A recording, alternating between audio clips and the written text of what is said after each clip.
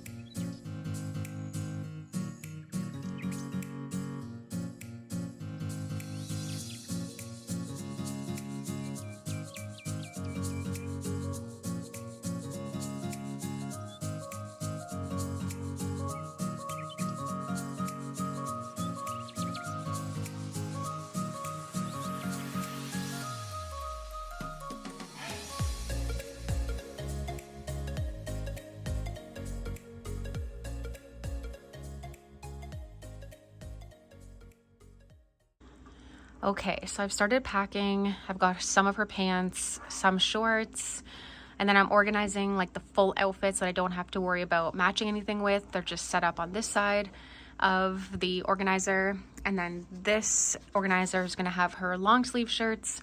Once I do the laundry, all of her t-shirts that she obviously wears a lot of. And then this side, I'm packing a kind of wide variety of pajamas, because I'm not sure how hot it's going to be, how cold it's going to be. So just packing heavier ones, and then some lighter, more breathable PJs, so that she is as comfortable as can be. And then once I do laundry, and kind of tackle this a little bit more, I can kind of finish off, but this is kind of the start to it, and then we'll come back. But also, while I've been packing, she's been reading. Hi, baby. She loves books. Would you like me to read? Stay this way forever. The sleepy sun is setting and another day is done. The lightning bugs have dimmed their lights and bedtime has begun. You turn the page? Thank you. The moment that you're tucked in tight and you drift off to sleep, I think of all the memories that I would like to keep. You wake up every morning with a grin from ear to ear, then wrap up your tiny arms around my neck. Your snuggles are so dear. Stay this way forever is the wish I have for you. I'm inspired every day to see things through your eyes, reminding me the world is filled with wonder and surprise. I hope you stay this way forever, long past childhood. You see yourself? Yeah, okay. Back to packing. I can, in this process, pack a few things that are kind of travel related only. So one of them being the slumber pod, which we have not traveled anywhere without because it is like, it's needed for any kind of room sharing or just adjustments into different rooms and everything else. Like, you don't know what the lighting's going to be, and it's just so nice knowing she's going to have a dark, safe environment to sleep, and then I can sleep and everybody is just happier. Speaking of travel items, I also purchased, when we first traveled out of the country the first time, a blow up baby bath or like pool type thing. It's been absolutely amazing to have as part of like keeping her bedtime routine of having her nap. But also it stores really great, and most hotels don't have a tub. Some Airbnbs don't have a tub, and this just keeps our, okay, excuse me.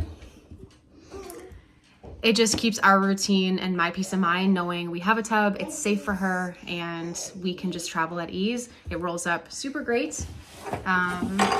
Yeah, so we are gonna pack that up and put it in our suitcase.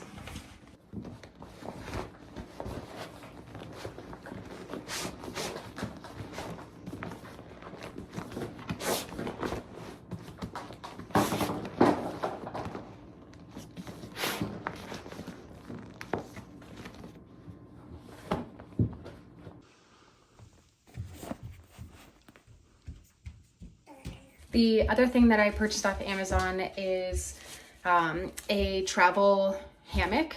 And hammock meaning like it's like a seat extender for toddlers and babies, just to stretch their legs out. And then also I'm going to use it for her to be able to sleep on the plane. So I did purchase a extra seat for her so that, not extra, so she's still young enough to be free on a lap. However, our flight is like 8 hours long, and I just don't want to have a toddler trying to sleep for her night and me sleep, trying to juggle that whole situation. So we opted to get her a seat, and so I want to make it as comfortable as possible. And so there's blow-up beds you can get just depending on how your baby sleeps. She's a stomach and side sleeper. I just felt more comfortable, one, knowing I could pack this up to a really small size and just stick it into our carry-on. And I don't have to worry about it blowing up or not inflating and having any issues. Tell me you have anxiety without telling me. Anyways, but yeah, I'm hoping it works as well as it says it's going to work and she sleeps. All right, so I have a couple hours this morning to tackle my packing. Andre took Amari grocery shopping and running errands, bless his soul. So I have a couple hours of uninterrupted figure out my closet and packing situation. So, I mean, you're probably watching this video more so wanting to know packing with the baby, figuring out all the logistics of packing effectively and efficiently so that you can travel. So I'm not going to go too much into detail around my clothes. Outside of, I like to pack outfits and then making sure I have a lot of pieces that I can interchange together so that I can repeat using certain clothes. And I'm not packing new clothes every single day because I just physically don't have the space in my suitcase to be able to do that. So a lot of like basic things that I can just change in between and go from there. So I'll speed up and you can kind of watch me pack. But yeah, I'm not going to go into too much detail. I'm going to use packing cubes and some compressing bags just to save some space of where I need to in the suitcase. And then just stay organized with the packing cubes and the bathroom stuff so that it's not just like an absolute shit show when we get there and we're trying to unpack and everything is like just shoved in the suitcase. So.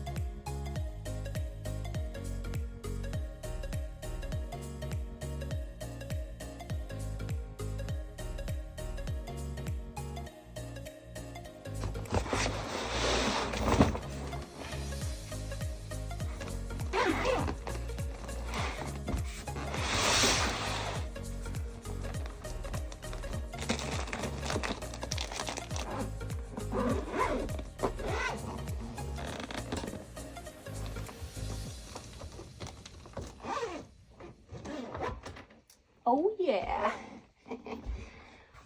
God.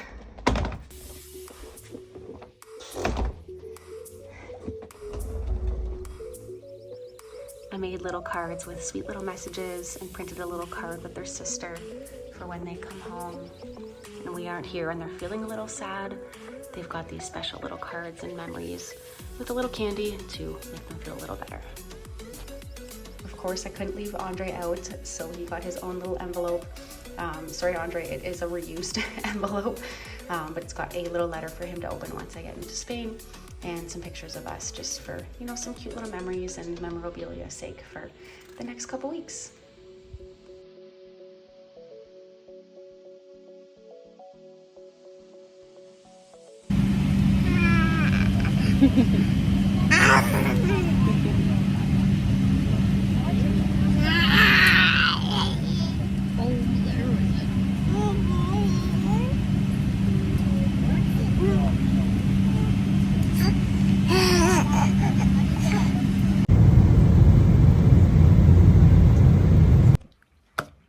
We made it. We are in Spain. It is our first official full day since traveling. So we were able to get into our Airbnb and get through all of the, you know, the traveling chaos. And what I wanted to kind of go through with you through this video, you've got to watch me pack and prepare and have everything coordinated and proactively have everything together. I just wanted to kind of go with you. It was a little bit too chaotic to try and add filming into it at the airport. It was so busy at the time that we were flying out and it was just way too chaotic. So we got to the airport on time, got through all of our security. Thank God that they have family lines. Hopefully your airport does wherever you're watching this. If you're from the Toronto area, Pearson has a lovely family zone where you can go through security. So there was not as many people and you can get through just a little bit easier with the stroller. We had the car seat with us, so just extra baggage going through that line. Every single piece of my luggage got through a special check. Everything was fine. I left an iPad in the one bag and then they wanted to go through all the milk that I was bringing and all that stuff. Everything was fine, cleared, approved. And then we got through the airport, checked out our gate, you know, walked all the way through, found the gate, confirmed that it existed, and then we went over and tried to find a spot so we could get something to eat. And then it honestly flew by. By the time we were done eating, we made our way over to the gate. Again, it was so busy. There was like a aggressive line for the bathroom, so I ended up having to change Amari like on the floor in the airport area, changed her, got her into her pajamas. I actually brought the bottle warmer, which I will post somewhere in here, me warming up a bottle in the middle of the airport, which is so different and weird for me because usually we're just having drinks and hanging out and just mom life, and warming up her bottle for her nighttime feed. And then getting her into the carrier so I was hands-free, so I was able to hold more of the stuff. We ended up gate checking the stroller, the travel stroller, and the car seat. And just a heads up, if you end up booking a seat for your toddler and you have a car seat, it's actually law that if they're going to be in that seat, that they have a car seat on board. A little loophole to that is you just have to agree that for landing and takeoff, you're going to hold the baby. And then during the flight, of course, they can just be on that seat. So we opted to not have the car seat with us because I just didn't think she was going to sleep 8 hours in a car seat. So we opted to gate check that. And then we were kind of hands-free. We just had our carry-on bags getting onto the flight. And then we had our row. Again, it was a little crampy and small in our space, but we made the best of it. Other thing I did not prepare or really think of was all the screens that airplanes have nowadays, all built into the back of the headrest. So there was everybody's screens on and so many people around, and she's a very curious toddler, which I'm sure if you're watching this, yours is also curious because they all are. And so it was a very distracting, probably first hour where she couldn't settle, she couldn't focus. She's like, where are we? We're not at home. I had her in her sleeper and her sleep sack. I had her little hammock laid out. I made a little cute bed. She had her bottle and we were just hanging out, and she just refused to sleep. She kept like kind of laying down, but then poking her head up, and it was a long, very challenging time. Eventually she ended up falling asleep in the most unexpected way. It came out of nowhere. So I was laying down on like the two seats with my legs on my mom, and I was just trying to calm her down to get her close to sleeping, and then she passed out. So I'm like hanging on with my head against like the armrest and trying to get like blankets and things to try and get comfortable because she had just fallen asleep. And if you know, you're not going to disrupt that right away. You want them to get into a really deep REM sleep before trying to move them or do anything, because waking up a toddler is just worst case scenario.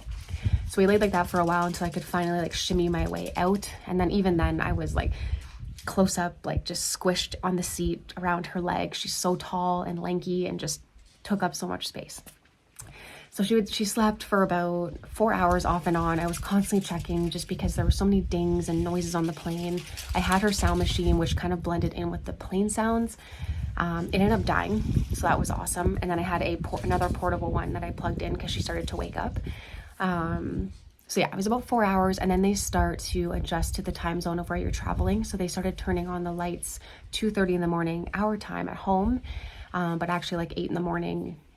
8 in the morning? Yeah, 8 or 9 in the morning in Spain. And so I was trying to like make a fort of blankets to try and protect her and keep her asleep as long as I could.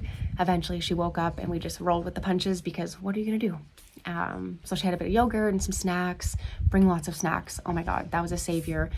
And it's not our go-to thing to do at home, but I brought the iPad and I downloaded some episodes of Wiggles or whatever your baby's favorite show is as like a saving grace of just like getting through that last little pinch of time as we're starting to descend and come into wherever you're traveling. And then she did really good with equalizing through the pressure of takeoff and landing. I did offer her water on landing, and then takeoff she had the bottle. She really didn't react at all with any pain or anything like that. She grabbed at her ears a little bit on the way down, or like descending down. We just gave her some water, and I just made sure she was just sucking her fingers because I'm no longer breastfeeding. I realized I was completely dry on the plane when I tried to give it to her, and she was like, what are you doing? Like, I'm not getting anything, please leave me alone.